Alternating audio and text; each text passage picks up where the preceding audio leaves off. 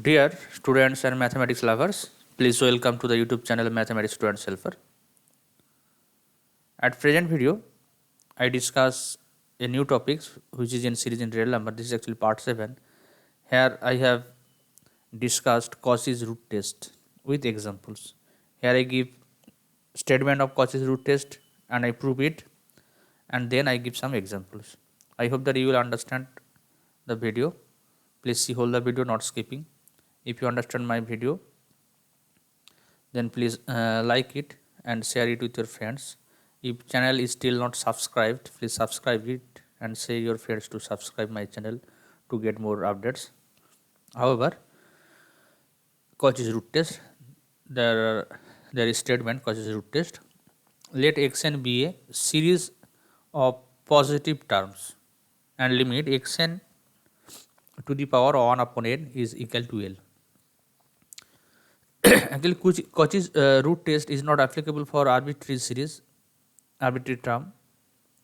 When series is a series of positive terms, then you can use Cauchy's root test. What is the condition? Suppose limit of xn to the power 1 upon n is equal to L, that is limit xn to the power 1 upon L exists finitely. Then if L is less than 1, then the series is convergent and the series is divergent if L is greater than 1. Okay, so you have to calculate xn to the power 1 upon n and then you have to take the limit of that.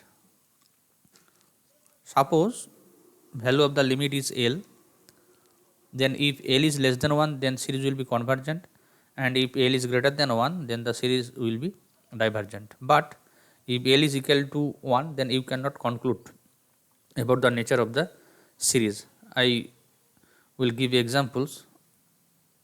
When L is equal to 1, then you will see that there are many series which are convergent, and there are many other series which are divergent for L equal to 1. However, I will give the examples after proving the Cauchy's root test. Given that xn be a series of positive terms and limit xn to the power 1 upon n is equal to L. Case 1, here I consider L is less than 1. Here you see that suppose this is real line and there this is L, and there since L is less than 1, therefore 1 will be right hand side to L. So there are here L and 1 are two different real numbers. So there are many real numbers between L and 1. Suppose there are a real number, suppose this is, and suppose distance between that 2 points is epsilon. So this point will be L plus epsilon. Here I consider a positive real number epsilon such that L plus epsilon is less than 1. You have to choose it. If you choose it, then you can prove the theorem. When L is less than 1, the series will be convergent. However, here I choose epsilon such that L plus epsilon is less than 1. Since limit xn to the power 1 upon n is equal to L for the above pre-assigned positive epsilon, there exists a natural number m such that mod of xn to the power minus L mod of xn to the power 1 upon L minus L less than epsilon for all n greater than or equal to m. Here I just write the definition of limit of a sequence for that pre-assigned positive epsilon. So you get natural number m satisfying that relation. If you simplify the magnitude, that is modulus, so you get L minus epsilon less than xn to the power 1 upon n plus L plus epsilon. Okay. From right inequality, that is from that portion, you can write xn to the power 1 upon n is less than L plus epsilon. Then xn less than r to the power n for all n greater than or equal to m. Here I consider L plus epsilon as r. Clearly r is less than 1 because we assume that epsilon such that L plus epsilon is less than 1. So here r is less than 1. So here I see that xn is less than r to the power n for all n greater than or equal to m. Now if you imagine the series summation r to the power 1 by n, this is a geometric series with common ratio r, where r is less than 1. Obviously r is positive and it is less than 1. So there are relation between terms of two series. One is summation xn and another is summation r to the power n. And here that series is convergent series because it is a geometric series with common ratio r. So by comparison test you can conclude that summation xn is a convergent series. The series r to the power n is convergent series. Hence by comparison test, just you have to use comparison test in that relation because this holds for all n greater than or equal to m. Hence by comparison test the series xn is convergent. So if L is less than 1, the series xn is convergent. Now I will prove the case when L is greater than 1. As case 1, you can imagine a real number between L and 1. Here you see that L is small, but L is 1 is smaller than L. Here 1 is smaller than n. So you can get a real number between L between 1 and L. The real number must be less than n. So I choose the real number L minus epsilon. Suppose epsilon is a positive real number such that L minus epsilon is less than 1. Repeat again.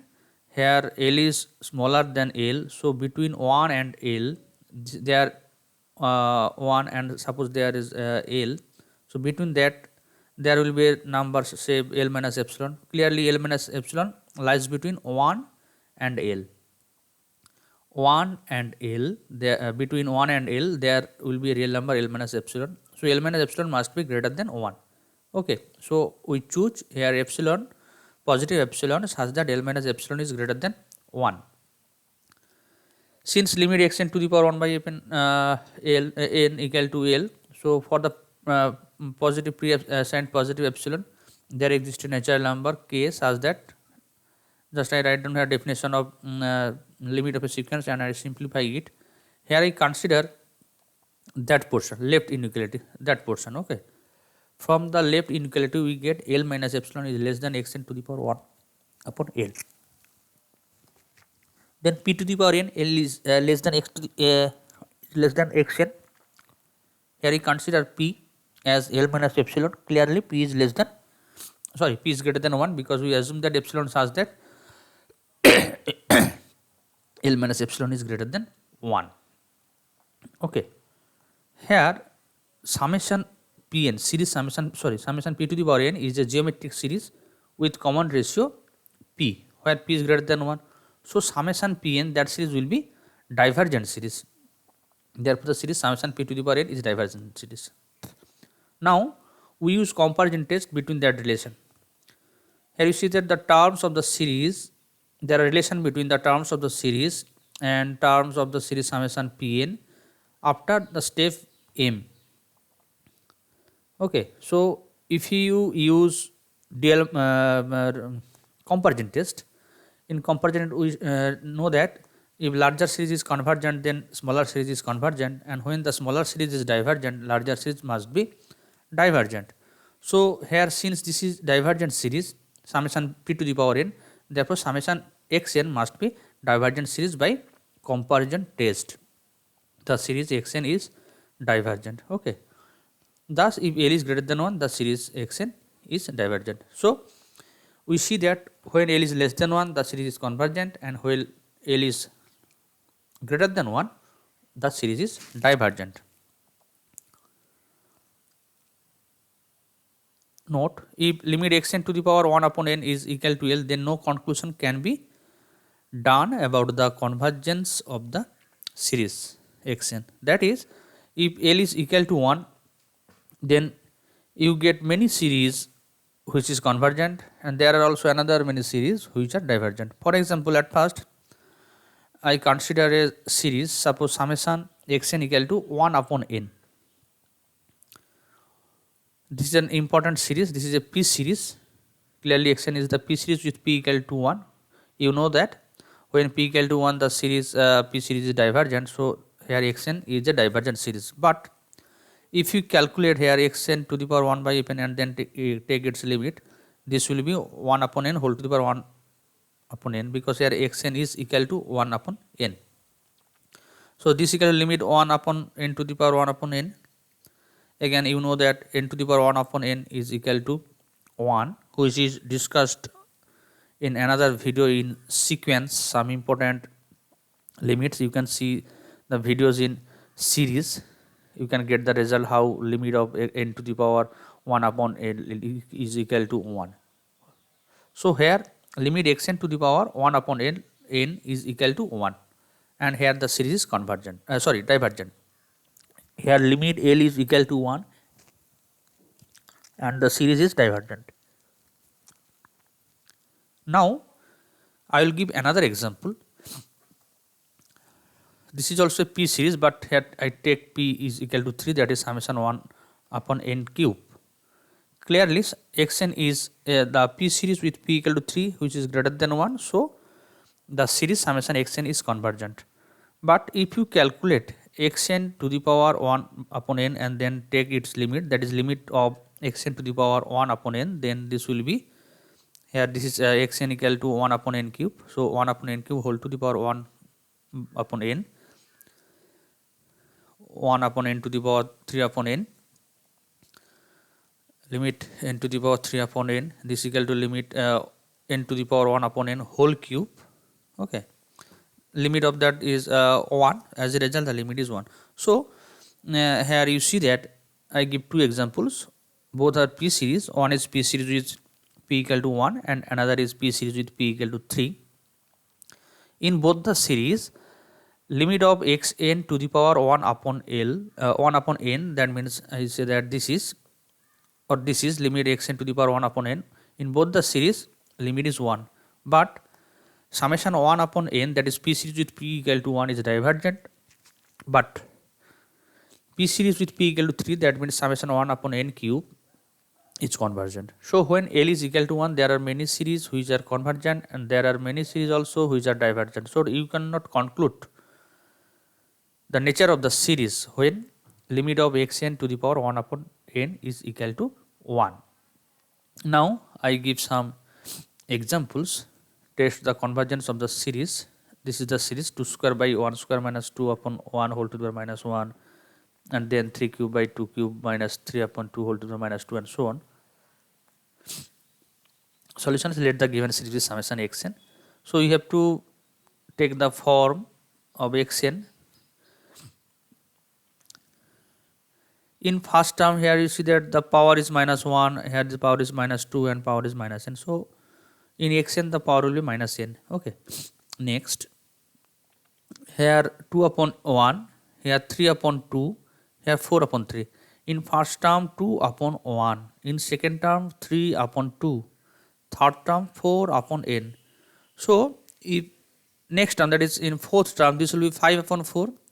So if it is nth term, then this will be n plus 1 upon n. So this will be n plus 1 and this will be n, and power will be, here you see that in denominator this is 2, so power is 2, here this is 3, power is 3. So in general n plus 1 whole to the power n plus 1, here n to the power n, and this is n plus 1 upon n. Then xn equal to n plus 1 whole to the power n plus 1 upon n to the power n plus 1 minus n plus 1 by n whole to the power minus n.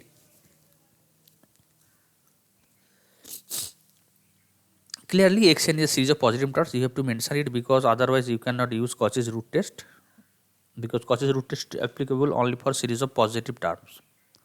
Now limit xn to the power 1 upon n equal to that to the power 1 upon n. Okay, that to the power 1 upon n. If you take 1 upon n with n, this will be minus 1.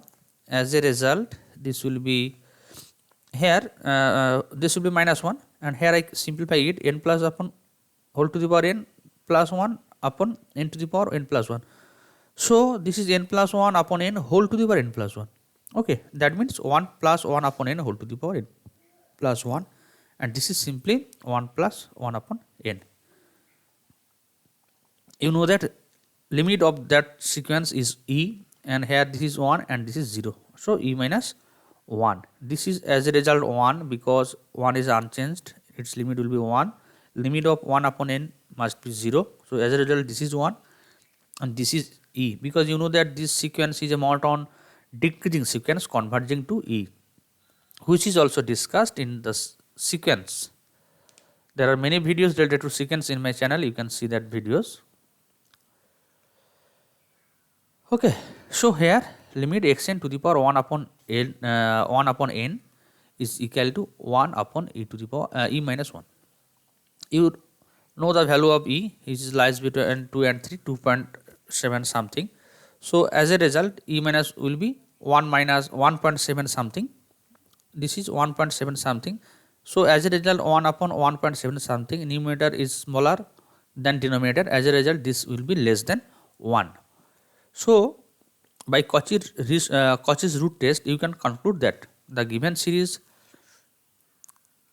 this is the given series is convergent. Okay, that is the series 2 square upon 1 square minus 2 upon n whole to the power minus 1, 3 cube upon 2 cube minus 3 upon 2 whole to the power minus 2 plus dot dot. The series is convergent series. Okay, I hope that you understand that example. Now I will give another example. Test the convergence of the series 1 plus 1 upon 5 cube plus 1 upon 5 square plus 1 upon 5 to the 5 and so on. So you see that you have to consider the series as summation xn, and you have to take the general form of xn.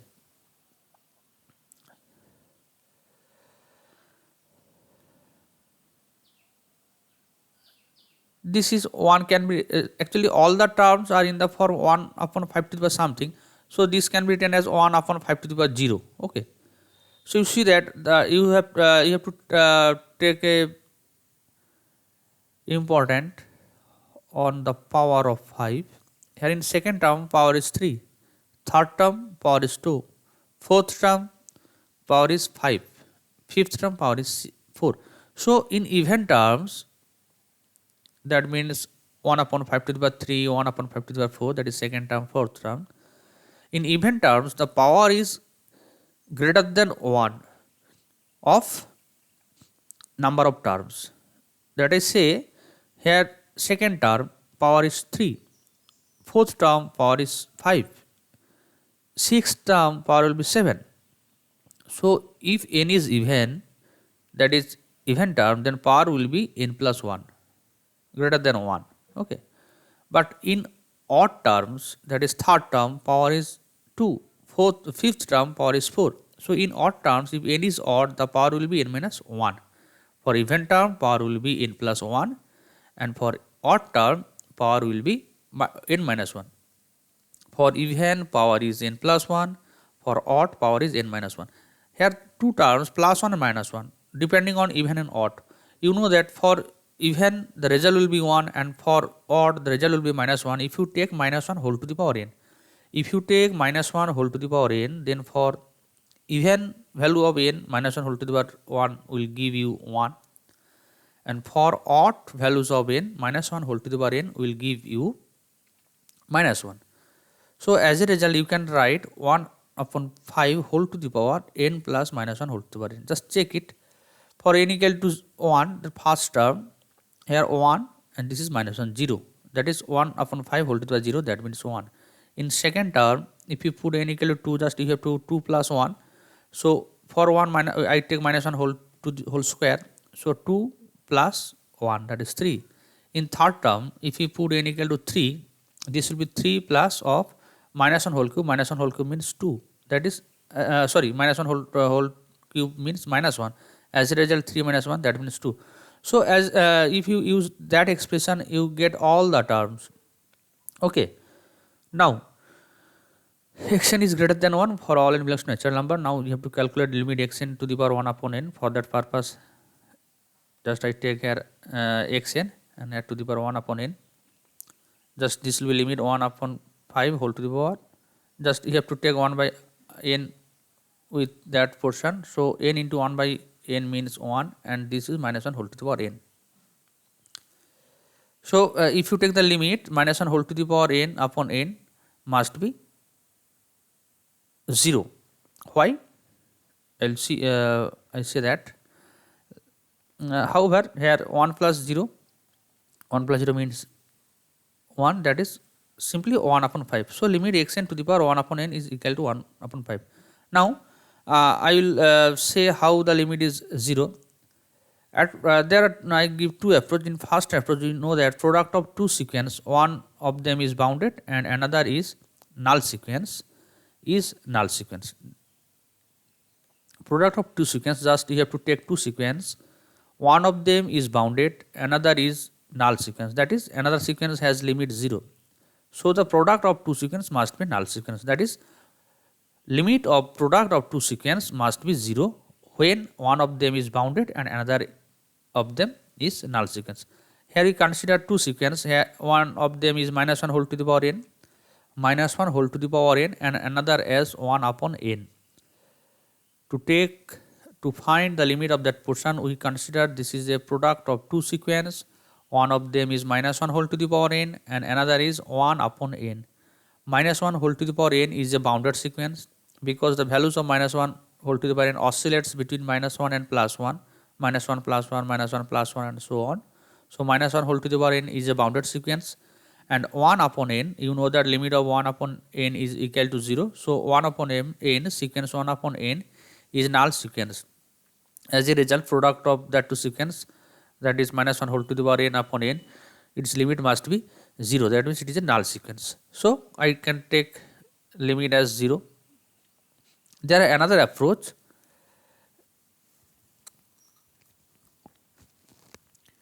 You can write minus 1 whole to the power 1 upon minus 1 upon n less than or equal to minus 1 whole to the power n upon n less than or equal to 1 upon n, because value of that is either minus 1 by n or 1 by n, because if you put n is even, this will be 1 by n, that is this is equal to 1 upon n.